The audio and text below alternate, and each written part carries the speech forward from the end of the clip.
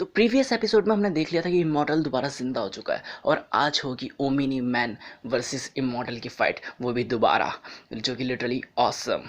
So hey guys, you are watching the comic tailor, जहाँ पे मैं आपको एक्सप्लेन करता हूँ आपकी सारी favourite comics line by line and expression by expression. And for the more comics check out the channel and stay tune with us. और जितने भी सारे प्रीवियस एपिसोड हैं उनकी लिंक आई बटन पे फ्लैश हो रही है, उन्हें वहाँ पर आप जाकर देख सकते हो। और देख लिया तो फिर देर किस बात की, चलो फिर स्टार्ट करते हैं। तो अपनी स्टोरी सीधा स्टार्ट होती है इनविंसिबल की एक सोनिक बूम यूज़ करने वाले विलन की फाइट के साथ, जिसमें वो बोलता है, हे तुम्हें क्या लगता है तुम मुझे रोक लोगे? तुम दैट डॉक्टर सैज़मिक को रोक लोगे? मैंने तो तुम्हारे बारे में कभी सुना भी नहीं। तो यहाँ पर मार्क उड़ता हुआ बोलता है कि मैं हूँ इनविंसिबल और मैं तुम्हें श्योर करता हूँ कि मैं तुम्हें अब रोक लूँगा, अब तुम ज़्यादा ट्रबल नहीं। और तभी वो सोनिक बूम का यूज़ करता है और इनविंसिबल अपना 6 मीटर गड्ढे में जाकर नीचे गिरता है। मैंने कहा था नाम का इनविंसिबल है ये बस। फिर वो वहाँ से वो उड़ता है, यहाँ से ये नीचे अंदर कूद जाता है और यहाँ पर बीच में ही दोबारा से सोनिक बूम का यूज़ करता है, बूम, जिसकी वजह से दोनों में फिर दोबारा रिपल्सन हो जाती है। और ये ना बोलता है कि अब तुम्हें ये लाइफ लेसन पूरी ज़िंदगी भर याद रखेगा। और एक जगह पत्थर पे आके गिर जाता है। मुझे हमेशा जैसे जेट पैक लगा लेना चाहिए था। तो यहाँ पे इनविंसिबल आता है, उसको पकड़ता है और बोलता है कोई बात नहीं, मैं तुम्हें लिफ्ट देता हूँ, वो भी सीधा जेल तक। तो यहाँ पे वो बोलता है मैंने तुमसे भीख नहीं मांगी, और दोबारा से फिर अपना सोनिक बूम यूज़ करता है जिससे वो छूट जाता है उसके हाथ से और गिरने लगता है नीचे। वो बोलता है हे रुको, मैं तुम्हें बचा सकता हूँ। तो बोलता है तुम्हारे जैसे बंदे से बचने से अच्छा तो मैं मर ही जाऊँ। और दोबारा से सोनिक बूम का यूज़ करता है जिस वजह से इनविंसिबल फिर जाके गिर जाता है दीवार की दूसरी तरफ में। और यहाँ पे वो बंदा ख़त्म, बाय बाय गया। और ये जैसे ही वो इनविंसिबल बाहर निकलता है तो यहाँ पे सारे उसके लिए क्लैप कर रहे होते हैं और उसको लिटरली पता ही नहीं हो रहा था ये सब हुआ क्या। और यहाँ पे बाद में पता चलता है कि ये रशमोर, जो माउंट रशमोर है, उसको ख़त्म करने आया होता है और यहाँ के लोगों को भी। और फिर इस सीक्वेंस के बाद अपना स्टार्ट होता है सीधा सीन घर की तरफ में, वो भी रात की तरफ में, जहाँ पे रात को मार्क पानी पीने के लिए उठा होता है। तभी ओमिनी मैन आता है और उससे बोलता है बेटा हमें कुछ बात करनी पड़ेगी। तो बोलता है shut, come on dad, mom ने मेरा सर वैसे ही पका दिया उसके बारे में बात करके। हम, मैं और एम्बर बस अब दोस्त हैं, उससे ज़्यादा और कुछ नहीं। अब रहने दो, मुझे कल स्कूल भी जाना है। और ओमिनी मैन को समझ नहीं आ रहा था वो बोले कि तो बोले कैसे। यहाँ पे रात का सीधा सीन शिफ्ट होता है जहाँ पे ओमिनी मैन अपनी वाइफ के साथ सो रहा होता है। अचानक से फ़ोन की बैल बजती है, बीप बीप, और ओमिनी मैन गायब। अगला सीधा सीन शिफ्ट होता है हाई स्कूल की तरफ में, जहाँ पे मार्क की बात थोड़ी बहुत ईव से होती है। फिर यहाँ पे विलियम्स आता है और वो बोलता है हे, एम्बर को पता है इसके बारे में? तो मार्क बोलता है व्हाट, हम तो बस लंच के लिए आए थे, बस ऐसे ही। और तुम वो बिलीव नहीं करोगे बट है ना, ईव और मैं बस, हम बस फ्रेंड है। और ईव का पहले बॉयफ्रेंड रह चुका है और बाद में उनका ब्रेकअप हो गया, तो मुझे कोई केयर नहीं है। अच्छा, तो वो बोलता है अच्छा, तो फिर इसके बाद तुम्हें एम्बर मिल गई और फिर किसी को कोई चिंता नहीं है ना, तो बस ये सब छोड़ो, वैसे बर्गर मार्ट चलोगे मेरे साथ? तो वो बोलता है हाँ चलूँगा, बट उससे पहले मैं कॉमिक बुक की शॉप पे जाऊँगा, फिर आऊँगा तुम्हारे साथ, या फिर तुम लोग ही मेरे साथ क्यों ना चल लो कॉमिक बुक शॉप पे। बोलता है मैं कॉमिक बुक शॉप पे? भाई मैं अब बड़ा हो चुका हूँ और कॉमिक बुक शॉप से अच्छा तो मैं किसी दूसरी शॉप पे चले जाऊँ। तो बोलता है yet I have the girlfriend. बोलता है फनी। फिर अगला सीधा सीन शिफ्ट होता है घर की तरफ, जहाँ पे ओमिनियम घर में आता है। तो उसकी वाइफ पूछती है कि वाह, डे में कैसे? वैसे बाय द वे एक बात पूछूं, तुम यहाँ पे पूरे पूरे हफ्ते से दिखाई नहीं दिए, तो वैसे चल क्या रहा है? तो वो बोलता है कि वेल ऑनेस्टली कहूँ तो फिर ये गार्डियंस ऑफ द ग्लोब जो नई वाली है वो इतनी इफेक्टिव नहीं है, या फिर इतनी भी नहीं है कि जो पुराने वाले गार्डियंस ऑफ द गैलेक्सी उनको टच भी कर पाए। और तभी अचानक से दोबारा मैसेज की बीप बीप होती है। बोलता है okay I have to go now. अगला सीधा सीन शिफ्ट होता है गार्डियंस ऑफ द ग्लोब के अड्डे पर, जहाँ पे डीमन डार्क ब्लड, यानी जो डीमन डिटेक्टिव है वो यहाँ पे सब कुछ देखने आया होता है। उसको हायर बॉसेस ने भेजा होता है और जैसे वहाँ पे आता है, वहाँ पे एक कमेंट लड़की बोलती है ओ वो सी वोट, कैट भी अंदर आ गई है। तो सही सुनो, तुम्हें बाहर रहना चाहिए, तुम्हें पता है ना बॉस ने हमें यहाँ पे भेजा है, और तुम्हारी जो इन्वेस्टिगेशन चलती है वो बहुत ज़्यादा लंबी चलती है, तो इस सब चीज़ों का पार्ट मत बनो। तो यहाँ पे वो बोलता है एक टाइम था जब तुम्हारे जैसे बातें कर, जो भी मुझसे बात करता था मैं उसका फेस खा जाया करता था। तो इस बात का थैंकफुल रहो कि मैं चेंज हो चुका हूँ, और मैं यहाँ पे आया हूँ कुछ एडिशनल्स एविडेंस के लिए जो मैंने मिस कर दिए थे अपने पहले बाईपास में।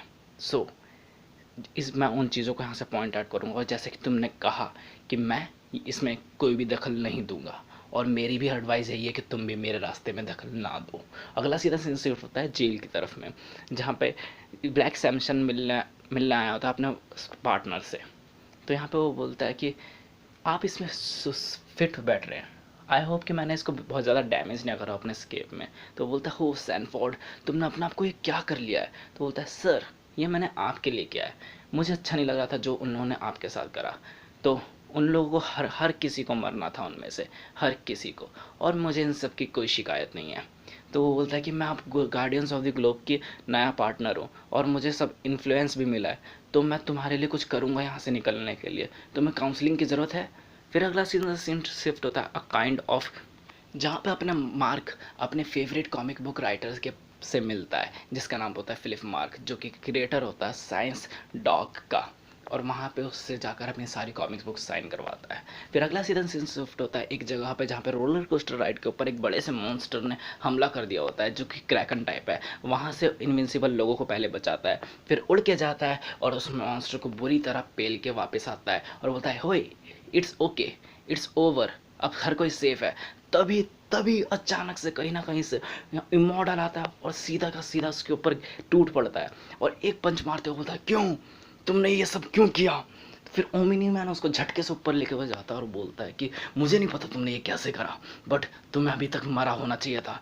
बट यहाँ पे इमॉर्टल पंच मारता है, बूम, मुझे आंसर चाहिए। यहाँ पे सीधा सीन शिफ्ट होता है एक कॉमिक बुक शॉप में, जहाँ पे मार्क कॉमिक बुक्स खरीद रहा होता है। तभी जो टीवी चल रही होती है वहाँ पे न्यूज़ आ रही होती है कि सडनली जब मॉन्स्टर को ओमिनी मैन ने हराया तो डिफेंडर ऑफ डेमोक्रेसी के एक बंदे ने उस पर अटैक कर दिया, और आई विटनेस के हिसाब से वो और कोई नहीं बल्कि हाल ही में हमारा गार्डियंस ऑफ द ग्लोब का मेंबर द इमॉर्टल था। अब घर की तरफ सीन शिफ्ट होता है जहाँ पे घर पे भी यही न्यूज़ आ रही होती है, जहाँ पे उसकी मॉम ये बैठ के देख रही होती है वो, और न्यूज़ चल रही होती है कि ये सब तो क्लियर नहीं था कि ओमिनी मैन ये सब क्या हुआ। बट जैसे ये था कि जैसे ये सब हुआ ओमिनी मैन उसको लेकर हवाओं की ऊंचाइयों में कहीं गायब हो गया, द इमॉर्टल इनटू स्काई, जहाँ पर हम कुछ भी नहीं देख सकते। वहाँ पे सब कुछ अनक्लियर है कि ये जो भी था वो इमॉर्टल था भी या नहीं। बट जो अभी हम देख सकते हैं वो ये है कि ये पहला हीरो नहीं था जो कि अब डेथ से वापस आया, बट अभी भी जो है वो सब अनक्लियर है। यहाँ तक कि अभी भी ये भी अनक्लियर था कि murder mystery of guardians of the Gleb. But जो भी क्लियर ये है कि जो भी अटैक ओमिनी मैन पर हुआ था वो एक बिल्कुल अनएक्सपेक्टेड था हमारे लिए भी और ओमिनी मैन के लिए भी।